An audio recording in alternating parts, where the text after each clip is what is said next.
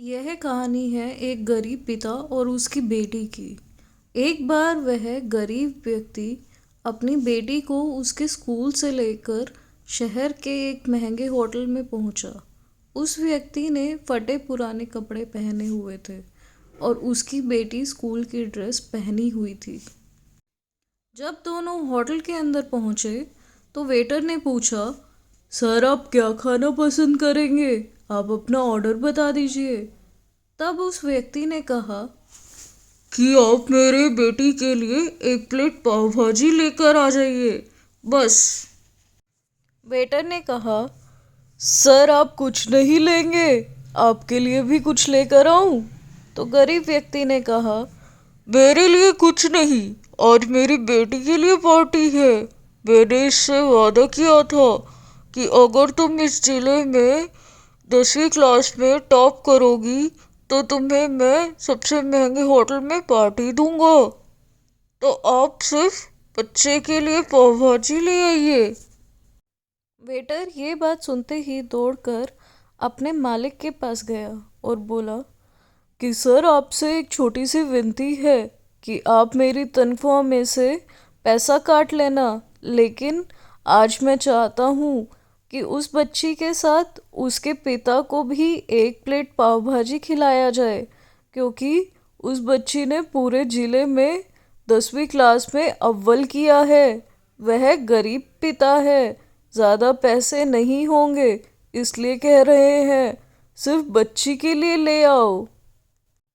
Hotel के मालिक ने जब ये बात सुनी तो मुस्कुराते हुए बोला, तुम उसके पिता के लिए भी पाव भाजी लेकर जाओ, उसके लिए भी लेकर जाओ, पैसे मत लेना, 4-5 पाव भाजी बांध कर ले जाओ और 2-3 किलो मिठाई भी लेकर जाओ और उनसे कहना ये पार्टी होटल की तरफ से है, आप ये मिठाई लेकर जाइए और जश्न मनाइए। जब वेटर ने 2 प्लेट पाव भाजी लेकर गया तो वह व्यक्ति चौंक गया और बोला, मैंने तो एक ही मंगाई थी, मेरे पास पैसे नहीं हैं।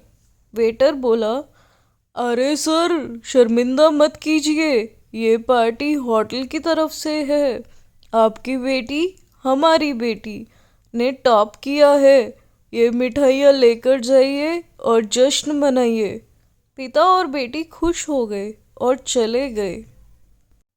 कई साल बीत गए। उस गरीब पिता की लड़की अब यूपीएससी की तैयारी करके कलेक्टर बन चुकी थी और इत्तेफाक से उसी शहर में उसकी पोस्टिंग हुई थी।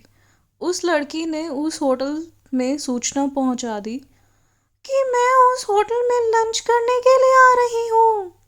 होटल के मालिक ने जब ये सुना तो होटल को पूरी तरह से सजवा दिया। गांव में ये बात पूरी तरह से फैल गई और कस्बे के सभी लोग उन्हें देखने के लिए आने लगे।